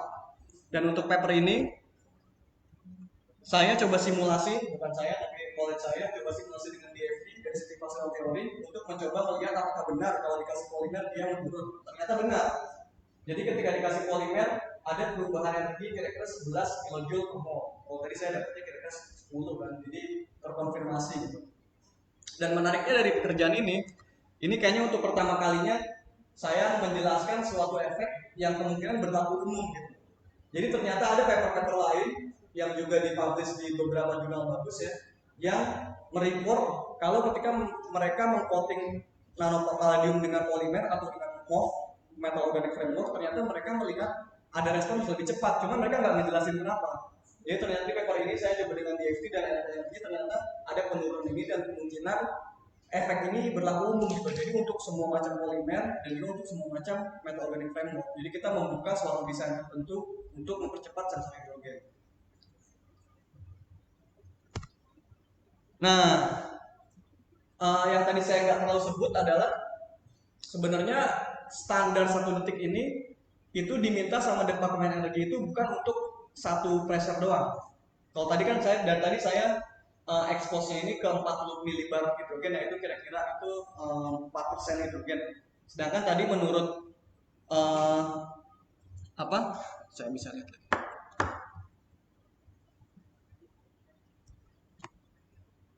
Menurut Departemen Energi,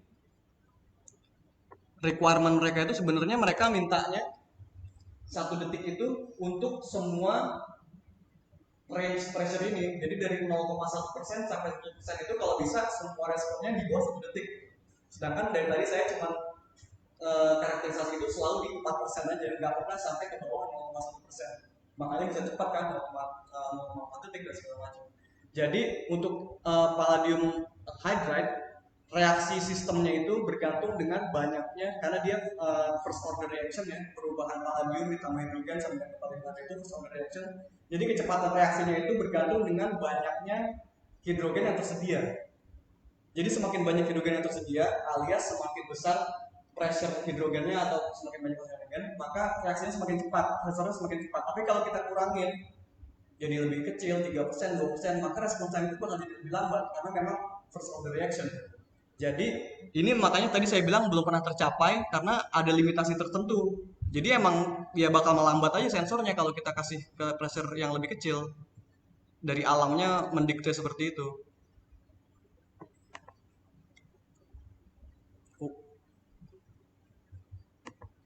Bedanya measurement range dengan measurement itu berarti sensornya diharapkan bisa mengukur sinyal dari 0,1% sampai 10%, at least. bedanya dengan ppm. Oh sama. Cuman kalau 0,1% itu kalau ditransfer jadi ppm itu jadi 1000 ppm. Cuman beda ini aja, beda unitnya. Yang atas sama yang bawah sama kan? Sama. Cuman iya, saya agak suka ganti-ganti. Nah, jadi kalau datanya lagi, jadi ini data dari sensor saya expose dia ke 100 milibar atau sekitar 100 ppm, 100 ppm dia 100 ppm, 10.000 ppm kalau nggak salah. Pokoknya 0,1% itu relate dengan satu inilah ya. Jadi ketika saya expose dia cepat banget 0,3%, tapi ketika saya turunin pressure-nya, lihat warnanya, dia jadi semakin melambat sampai akhirnya ketika dia 0,1% yaitu 1 milibar, dia itu responsnya cuma 2,2 detik gitu. Jadi saya bilang semakin sedikit hidrogennya, sensor responsnya semakin lambat. Dan untuk kali ini, kalau ini batas 1 detik, ternyata saya nggak memenuhi sensor requirement tadi, karena ketika saya udah turun di bawah 7 milibar, sensor saya responnya sudah lebih tinggi daripada 1 detik. Tapi lagi-lagi dengan mendesain ukuran nanopartikel, saya selalu bisa membuat nanopartikel saya lebih kecil, tapi tetap mempertahankan sinyalnya, karena ini plasmonic, dia bukan thin film. Jadi intinya adalah tadi rekan-rekan udah tahu hidrogen itu masuk melewati surface ya, dan ketika dia harus memenuhi semua nanopartikelnya berarti dia harus memenuhi semua volume. Jadi kuncinya adalah bagaimana cara kita memperbesar rasio permukaan terhadap volume, ya kan? Jadi permukaannya semakin banyak, berarti hidrogennya semakin banyak yang bisa mengakses, semakin cepat masuk. Tapi volumenya semakin mengecil, jadi semakin cepat untuk diisi penuh gitu. Jadi ibaratnya kita mengisi ember kecil dengan selang yang besar. Sedangkan sebelumnya kita mengisi ember yang besar dengan selang kecil kan, jadi lebih cepat kan. Jadi kita memperkecil volumenya, embernya dikecilin, tapi permukaannya dibesarin, jadi kita kasih selang yang besar, jadi lebih cepat penuh. Jadi di sini saya coba, saya cuma kurangin diameternya aja dari sebelumnya 190 kali 25, saya kurangin jadi 140 kali 25. Jadi surface to volume ratio-nya membesar. Ini datanya. Saya bisa dapat lebih kencang lagi, walaupun tetap masih 1,8 detik untuk 1 milibar. Ketika akhirnya saya kecilin lagi, 100 kali 25, hampir 2 kali lebih kecil dari yang pertama. Akhirnya saya bisa dapat respons yang ini. Dari 100 milibar sampai 1 milibar, saya bisa dapat respons kurang dari 1 detik. Dan ini pertama kalinya ini di report, dan ini menjadi sensor tercepat di dunia waktu itu. Sekarang masih belum ada protes. Alhamdulillah. Jadi desainnya cuman dengan gitu-gitu aja gitu, dengan mempertimbangkan dari aspek materialnya. Ini saya skip aja mungkin. Oh ya enggak deh. Tapi nanopartikel ini sangat kritikal untuk mencapai respons cepat karena dengan thin film kita nggak pernah bisa mencapai surface to volume ratio seperti nanopartikel. Thin film itu pasti besar areanya, tapi volumenya juga besar, jadi nggak pernah bisa capai. Jadi ini bahkan ada data langsung dari paper ya, bukan data saya sendiri. Sistem yang sama palladium gold di coating dengan PTFE untuk thin film, bahkan untuk berapa nih? Bahkan untuk 4% responsanya 4 detik. Sedangkan punya saya untuk 4% responnya 0,4 detik, jadi bahkan 10 kali lebih cepat dari ini. Jadi nggak bakal bisa. Jadi dia untuk 4% aja udah 4 detik, apalagi kalau 0,1%. Jadi secara fundamental emang nggak bisa kita akalin gimana caranya thin film ini bisa mencapai dengan cepat, kecuali kita tiba-tiba bisa menemukan sistem baru yang energi barriernya jauh lebih kecil dengan polimer yang lain. Tapi secara fundamental nanopartikel bakal pasti lebih cepat dibandingkan thin film. Jadi ini salah satu desain rule juga yang kita kasih di paper itu. Yang selain sebelumnya yang dua saya sebelum itu dari kalau perlu ganda berarti yang makin banyak dunia yang bisa ya itu apa? Enggak, kalau ini bukan ini murni bukan karena yang landscape-nya, tapi ini murni karena size. Iya kan kalau saya makin kecil berarti ukurannya.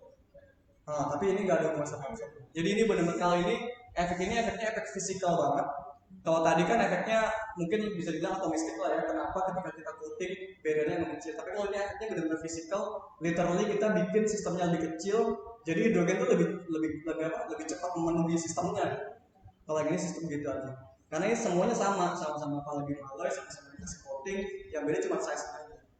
Jadi ini literally efek fisikal, bukan gara-gara barriernya segala macam. Jadi kita menggabungkan berbagai macam desain, mengurangi barrier dengan membuat alloy, mengurangi barrier dengan mengasih coating PTFE. Kita bikin nanopartikel lebih kecil, jadi tiga efek ini berkumpul sama-sama membuat jadi makin cepat. Jadi semua kita kumpulin efek-efek yang bisa membuat lebih cepat. Nah, tapi kalau kita balik lagi ke masalah deaktivasi, sayangnya PTFE tidak menyaring CO dan NO2. Jadi sebenarnya agak ironis sih. Jadi waktu saya mulai project ini, tujuan utamanya itu untuk bisa menyaring CO dan NO2 gitu, dengan menggunakan polimer tersebut. Ternyata yang saya dapat malah jauh lebih cepat, tapi fungsi utamanya malah nggak kena sama sekali. Jadi agak ironis. Jadi ketika saya kasih CO atau NO2, sinyalnya tiba-tiba jadi jauh lebih kecil dibanding tidak ada CO dan NO2 sama sekali. Jadi nggak tercapai. Akhirnya putar otak gimana kalau kita cari polimer lain yang di paper sendiri juga sudah di report kalau ternyata dia bisa menyaring CO dan CO2. Yaitu saya pindah ke PMMA. PMMA ini nggak umum banget, biasanya digunakan di aplikasi PMMA, ini plastik biasa. Jadi ketika saya kasih PMMA sensor saya, ini bisa dilihat ya, ini hidrogen doang yang warna abu-abu dan yang warna ini dengan berbagai gas lain. Ketika saya kasih CO2, CO, ini CH4, ini NO2, semua sinyalnya tetap as strong as before. Jadi nggak ada yang terganggu sama sekali. Bisa dilihat di sini semua sinyal. Jadi PMMA ini punya resistensi luar biasa dalam CO, NO2 dan gas-gas lain, dan tetap bisa menggunakan hidrogen.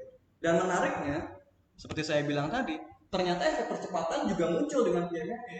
Jadi ternyata yang saya uncover tadi itu udah jelas, semua polimer bisa mengurangi activation barrier sehingga membuat sensor lebih cepat. Jadi ini sensor sebelum di coating 1 detik, ketika di coating dia jadi setengah detik. Jadi tetap ada percepatan yang walaupun cuma dengan PMMA. Sayangnya efeknya tidak lebih besar dibandingkan PTFE. Jadi ternyata ketika saya ukur, saya tetap ketika cuma pakai PMMA udah walaupun dengan ukuran yang sama, saya nggak bisa mencapai 1 detik.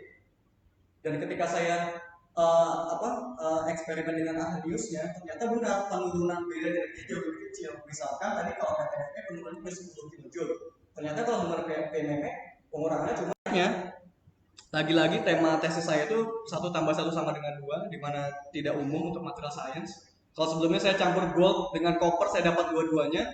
Sekarang kenapa nggak saya campur polimer 1 dengan polimer 2? Jadi yang membuat dia turun energinya itu kan adalah interface antara nanopartikel dengan polimer. Jadi saya bikin polimer saya bersentuhan dengan nanopartikel tapi yang PTFE, karena dia bisa menurunkan aktivasi energinya sampai 10 kJ. Tapi yang bisa menyaring gasnya itu kan PMMA kan. Saya kasih PMMA di atasnya. Jadi gas nggak pernah masuk, tapi kepercepatan yang saya dapat dari PTFE karena dia bersentuhan dengan palladium. Jadi dua-duanya saya campur, menggabungkan dua fungsionalitas. Ini gambar aslinya ya, ini nanopartikel ditutupin sama polimer 1 dan polimer 2 untuk sensor yang sama. Dan saya melakukan eksperimen ini dengan sensor yang sama persis yang saya tunjukkan sebelumnya, yang dia nggak berfungsi sama sekali ketika ada CO dan NO2. Dan sekarang dia berfungsi, ini di expose terhadap CO, ini di expose terhadap NO2, tetap berfungsi. Bahkan saya campur semua gasnya, ini extreme test, nggak cuma satu-satu lagi, saya campur hidrogen, CO2, CO, NO2 dan segala macam, masih bisa berfungsi. Jadi saya menggabungkan fungsi penyaringan dari kedua polimer dengan tetap mempertahankan ini data sebelumnya ya, yang saya tunjukkan sebelumnya bisa dapat 1 detik untuk sistem alloy dengan PTFE. Ketika saya gunakan sensor yang sama, saya coating dengan PMMA di atasnya. Ini data raw-nya dan ini data yang sudah saya ekstrak. Saya bisa dibilang dengan respons yang sama persis. Jadi tidak terganggu sama sekali proses di sini oleh PMMA. Dia cuma membantu menghalangi gas, tapi semua itu tetap sama. Jadi saya mempertahankan sensor saya dengan kecepatan kurang dari 1 detik, tapi sekarang dia bisa tahan terhadap semua gas-gas tersebut. Jadi ya dua-duanya saya bisa dapat. Dan ini sensor saya yang akhirnya itu tadi. Nah kemudian terakhir cuma 2 slide aja.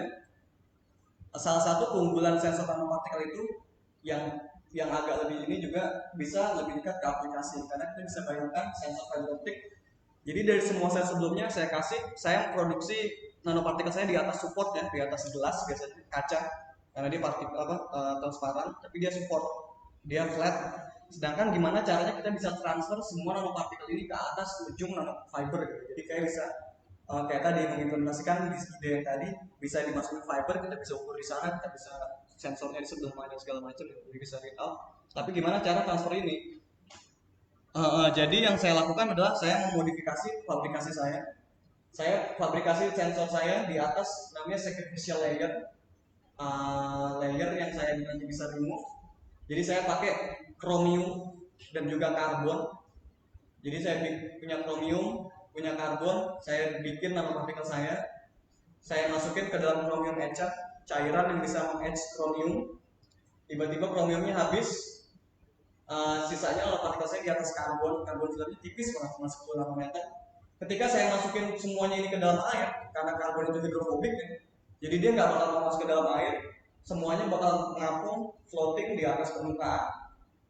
Kalau udah ngapung di atas permukaan, saya bisa pancing pakai fiber. Jadi benar-benar ini fiber ujungnya, saya pancing begini ketika ditangkap dan di scoop agar dia bisa pindah ke atas fiber ya, mengikuti fiturnya fiber semua. Dan terakhir tinggal saya remove karbon yang ini kan oksigen plasma, jadi karbonnya hilang, dan akhirnya resultnya saya punya nanopartikel saya di atas fiber. Jadi ini cara mindahin, dan ini gambar asli ya. Jadi ini nanopartikelnya di atas fiber, dan saya tetap punya peak yang tadi, plasmonic peak yang saya tunjukkan. Dan ketika saya tes, semua fungsionalitasnya masih ada, jadi tetap merespon terhadap hidrogen. Dan juga ketika saya bikin palladium dan palladium gold, serisnya nggak ada alloy dan segala macam gitu. Jadi semua fungsinya tetap dipertahankan, dan keunggulannya adalah ini bisa dipakai berpotensi sebagai platform sensor murah, karena dengan fiber kita bisa menggunakan contohnya lampu LED yang harganya cuma ini kroner Swedia 2,5 kroner tuh berapa? Ya lampu LED murah lah, 10.000 atau kurang. Dan juga nggak usah pakai spektrometer, jadi kita bisa pakai dioda gitu. Jadi bisa murah banget kalau kita udah pakai sini. Jadi kalau saya balik lagi ke requirement dari Department of Energy, measuring range dia minta 0,1 sampai 10%. Sensor saya bisa dari 5 ppm sampai 120%. Jadi ini terlampaui. Detection limitnya dia minta 1000 ppm, sensor saya bisa 5 ppm, terlampaui. Response time kurang dari 1 detik, saya juga dapat kurang dari 1 detik, terlampaui. Uncertainty karena tidak ada experiences, saya ada datanya sebenarnya tapi saya tidak tunjukin sekarang, tapi saya bisa dapat kurang dari 5%. Dan lifetime yang terakhir minimum dia minta 5 tahun. Saya nggak pernah mengukur ini, tapi potensialnya bisa untuk jangka waktu yang lama, karena berdasarkan data preliminary, ketika saya compare lagi sensor saya sudah di-coating dengan PTFE dan PMMA, setelah 4 bulan saya dapat respons saya kira kurang lebih hampir sama dibandingkan dengan sensor yang nggak di-coating. Jadi kalau sensor yang di-coating, karena dia terekspos udara ya, kena CO2, kena CO2, akhirnya dia deteriorate, jadi responnya jadi lebih lambat. Tapi ketika saya coating setelah 4 bulan, ternyata itu sama. Jadi saya nggak bisa bilang secara pasti kalau dia bakal bertahan lama, tapi sementara itu kelihatannya ke arah sana, walaupun mungkin abis ini ya rusak. Jadi demikian, kalau saya bisa kasih kesimpulan, menariknya dari project ini adalah kita benar-benar berangkat Jadi nggak asal goblek ya, ibaratnya nggak asal coba sana sini, tapi kita berangkat dengan desain yang rasional. Pertama kita identifikasi dulu faktor-faktor yang menentukan penyerapan hidrogen. Jadi kita tahu limitasinya, oh ternyata palladium itu histeresis atau lambat, dan kita tahu kenapa dia lambat, kenapa dia histeresis. Dari situ kita dapat design rules, baru kita coba approach gimana cara kita bisa mengubah itu, dan kita bisa modifikasi, kita engineer gitu dari pengetahuan tersebut. Kebetulan untuk project saya bisa modifikasi sifat material dengan pencampuran dan coating. Dan dari result tersebut, ternyata saya bisa memiliki sensor dengan matrix yang jauh melampaui target untuk pertama kalinya.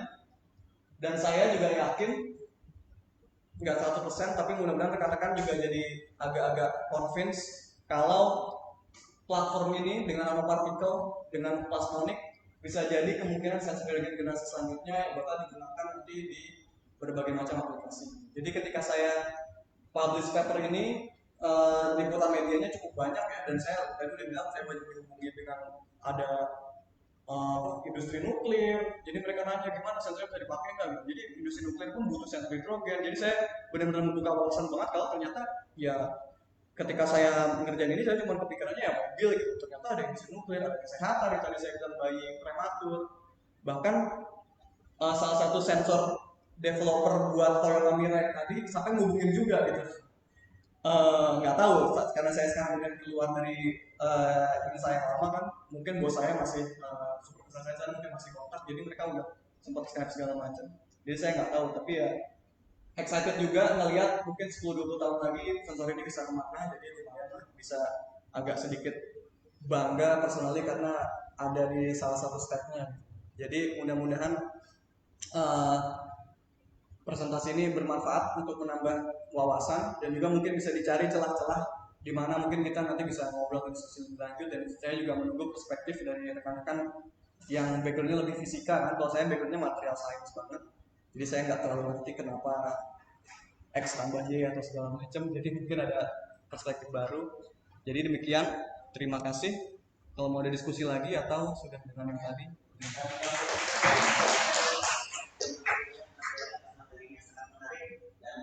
kita masih ada waktu lumayan 10 menit, bisa tanya jawab.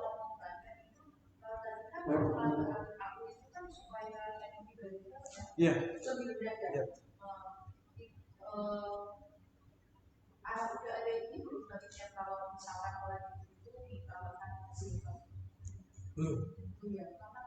Terutama ini ya, kalau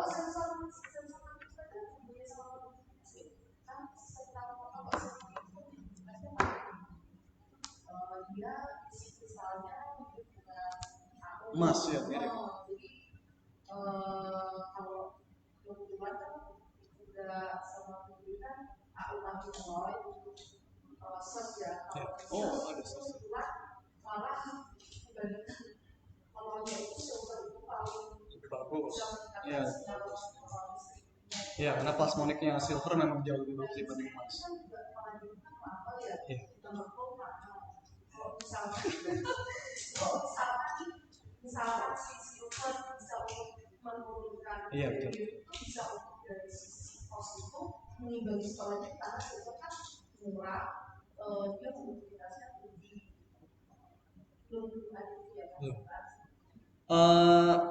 Palladium silver untuk sistem lain pasti sudah dipelajari, tapi mudah-mudahan ini masih benar ya.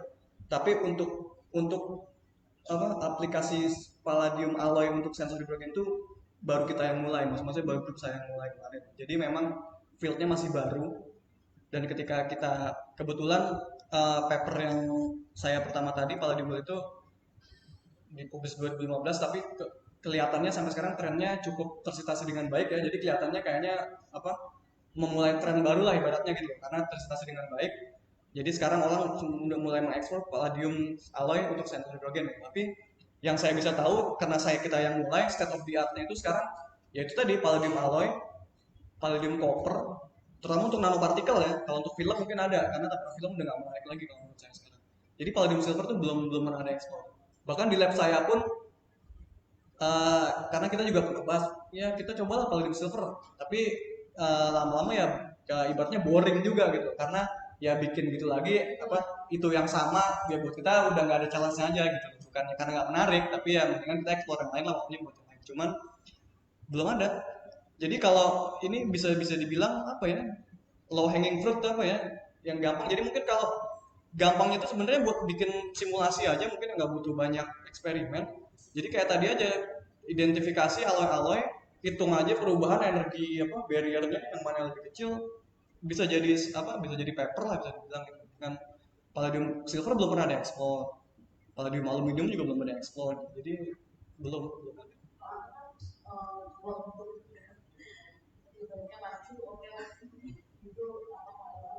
Iya betul. Iya. Iya betul. Iya. Oh iya tadi konduktivitas dengan ini ya. Saya sejauh pengetahuan saya yang nggak banyak ini sih nggak ada ya. Karena itu tadi, karena kan secara rasional kan kecepatan itu ya bergantung dengan energinya tadi. Nah makanya kemungkinan kita nggak pernah tahu, siapa tahu ketika dialloy dengan silver penurunan energinya ternyata jauh lebih besar gitu loh. Walaupun nggak berhubungan dengan konduktivitas, tapi ya karena berhubungan itu aja. Nah untuk masalah mana yang lebih besar berubahnya itu kita nggak pernah bisa prediksi, karena kalau udah atomic level gini, ya suka-suka mereka lah ibaratnya gitu loh. Kita nggak bisa, saya nggak bisa nebak apakah gold sama silver ini kalau diganti mana yang lebih tinggi ya, nggak ini aja, emang nggak ada desainnya gitu. Jadi emang harus dicoba satu-satu atau di simulasi satu-satu gitu kan. Tapi kalau untuk konduktivitas dan kecepatan saya nggak bisa lihat hubungannya, walaupun lagi-lagi kalau udah sistem nano somehow kalau ada relasinya nggak kaget gitu loh. Kita cuma bisa explore, kita cuma bisa ini, ya jadi saya nggak tahu. Tapi salah satu alasan kenapa saya nggak coba palladium silver secara eksperimental ya, karena silver kan lebih mudah oksidasi ya dibanding, walaupun copper jauh lebih mudah sih. Jadi kita nggak pernah nyoba aja karena alasan itu. Cuman ya, jadi nggak ada alasan lain. Jadi mungkin bisa jadi ya, opsi, karena bidangnya masih baru, palladium alloy sensor hidrogen maupun hidrogen ya, jadi masih banyak yang bisa di catch up gitu loh, masih banyak yang bisa dieksplor dan atensinya sudah mulai banyak nih dari grup-grup lain, jadi lagi hot lah ibaratnya. Kalau selain palladium ada nggak logam lain yang sensitivitasnya sampai hidrogen itu? Palladium itu bisa dibilang ini holy grailnya metal hydride, karena dia bisa, jadi dengan dipecah sama palladium dia baru akhirnya masuk ke magnesium. Jadi bisa aja tetap bikin pakai logam lain, tapi tetap harus ada palladiumnya sedikit untuk pecah hidrogen. Jadi magnesium tuh sebenarnya sayang, magnesium itu sebenarnya murah banget dan dia kapasitas hidrogen jauh lebih besar. Kalau hidrogen itu kalau nggak salah cuma berapa persen, magnesium sampai 7%. Hidrogen itu cuma 0,6% kalau nggak salah. Jadi 10 kali lipat lebih banyak. Litografi ya.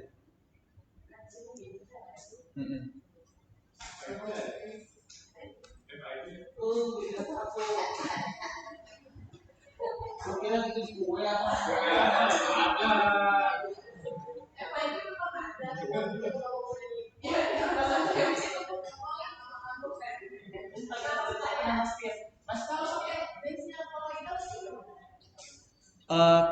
Sebenarnya bikin colloidal particle itu kan nggak harus, kalau saya kan bikinnya ini saya pengen bentuk tertentu ya, saya pengen bentuknya disk gitu kan, kan.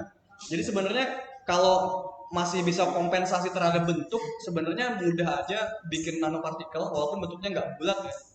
Karena kan colloidal itu kan sebenarnya murah ya, colloidal particle itu kan bisa dibeli liter-liter atau segala macam. Bisa nanti dibaca-baca mungkin namanya colloidal litografi. Jadi kita cuma pakai colloidal itu cuma sebagai ini aja, dia bikin patternnya aja. Jadi setelah itu kita deposisi mungkin pakai sputtering, tapi kalau sputtering mungkin ada lah ya, bisa sputter apa metal atau segala macam. Jadi kita bisa bikin bentuk tertentu, tapi emang nggak bisa jadi seperti saya punya yang bisa ada ukurannya, diameternya berapa bulat. Tapi kalau cuma mau bikin nanopartikel doang, bisa pakai colloidal litografi, bisa dengan minimum cost lah, bisa lah pakai colloidal. Tapi ya itu kompensasinya kita nggak bisa bikin bentuk atau ukuran sefleksibel yang bisa dicapai dengan metode ini tadi misalnya. Apanya? Jadi biasa secara plasma dia jauh lebih sensitif. Jadi nggak masalah, nggak harus bola, nggak harus segala macam. Iya. Iya. Karena dia untuk kalau cuman nggak bikin array, sinyalnya ya lemah gitu aja. Karena kan dia butuh kolektif kan untuk semuanya kelihatan sama spektrometer. Kecuali kalau kita punya spektrometer yang kuat banget, sensitif banget. Ini yang fotografis Betul. lumayan susah kan? Betul. Belum lagi memilih data speednya, belum lagi menentukan matchingnya, Iya. segala macam. Tapi repot kan? Itu paling simpel. Sekarang ini banyak dalam setahun 2 tahun ini lah punya paper saya juga biasanya kebetulan dapat undangan review juga paper tersebut. Ya udah mereka benar-benar sekarang ngembangin itu. Kayak Bapak tadi bilang, gold tambah palladium, film paling cuma 5 nanometer sama 5 nanometer udah nilainya 500 derajat 6 jam jadi mereka betul-betul. Cuman kan kekurangannya size distributionnya biasanya kan suka-suka mereka kan, ibaratnya ntar ada yang kecil banget ada yang besar banget. Cuman selama kita bisa kompensasi itu nggak masalah untuk aplikasi kita ya itu paling mudah, nggak sulit sama sekali. Kalau pas aplikasi kan kita bisa kalibrasi dulu kan? Betul. Iya dan saya kalau mau berbagi perspektif ya, kalau itu bisa dilakukan itu risetnya lumayan bisa ini ke depan, bukan mudah ya tapi kayak saya tadi bilang 1-2 tahun terakhir mulai banyak paper bermunculan simple banget, cuman film sama film di alloy, karakterisasi optical spektranya atau SEM-nya bentuknya segala macam mereka coba menderive kalau thickness segini optiknya gimana gitu aja, cuma korelasi aja tapi kan implikasinya besar ya karena aplikasinya alloy kan sudah banyak termasuk juga sensor dan segala macam. Tapi sudah banyak bermunculan, jadi ada grup Korea yang cuman simple palladium, gold, silver di alloy jadi ini dikarakterisasi report jadi paper gitu. Jadi penelitiannya banyak yang bisa dilakuin karena baru muncul, jadi ini supaya bisa catch up lah gitu. Jadi jangan dipikir wah orang pasti udah ngelakuin, ternyata baru 1-2 tahun ini orang baru ngelakuin itu. Saya bisa share paper beberapa yang baru banget keluar tentang itu tadi, annealing film-film jadi alloy nanopartikel. Saya mau tanya ini kan sensornya mengandung spektrometer ya. Spektrometer itu sendiri ada response time. Ada, jelas. Nah itu udah termasuk yang ketika tadi. Ada, tapi kan untuk high end spektrometer ya biasanya research base atau apa, tapi kan pasti dia microsecond ini. Jadi udah pasti. Udah pasti. Jadi udah termasuk.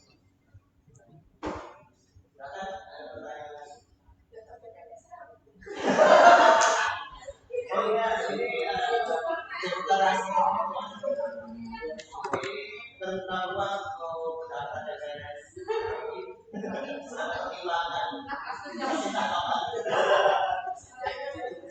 Saya ngincer setahun 2 tahun lagi lah.